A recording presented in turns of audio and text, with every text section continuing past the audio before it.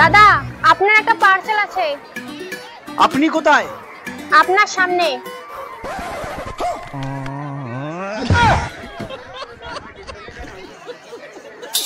এই আপনি কে? আমি ডেলিভারি গার্ল, আপনার একটা পার্সেল আছে। মেয়েরাও ডেলিভারি করে? কেন, মেয়েগুলো ডেলিভারি করতে পারে না? এই নিন আপনার পার্সেল।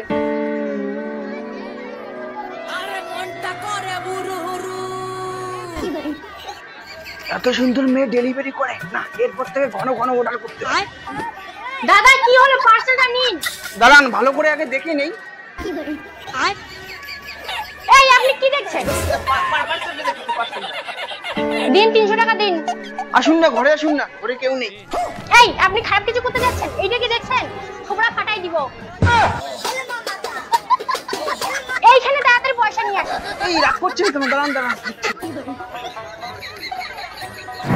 1 2 3, এখানে তো 350 টাকা আছে, 50 টাকা বেশি আছে। তোমার জন্য 50 টাকা টিপস দিলাম। জামা কেনার পয়সা ছেঁড়া জামা পরিস আর তুই আমাকে টিপ দিস। এই নে তোর 50 টাকা, জামা কিন। এত সুন্দর ডেলিভারি গার্ল না, যেমন করি হোক একে পটাতে হবে। আরো অর্ডার করি।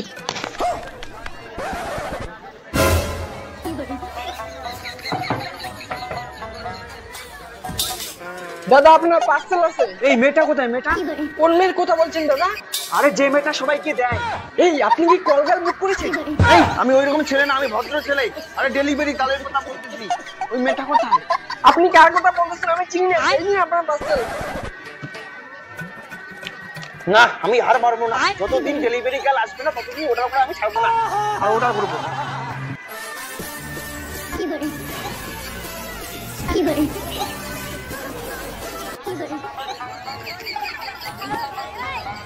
অর্ডার করতে করতে ঘরটা গুড়ান হয়ে গেল। ডেলিভারি গার্ল আর আসলো না। এই কে আসলো?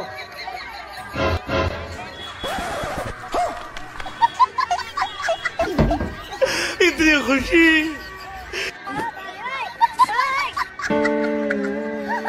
এই নিন পার্সেল। না, আজকে মনের কথা বলেই ছাড়বে। আপনাকে একটা কথা বলবো?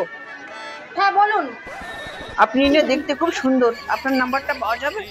দেখুন, লাইন মারার চেষ্টা করে লাভ নেই, আমি বিবাহিত। হে প্রভু।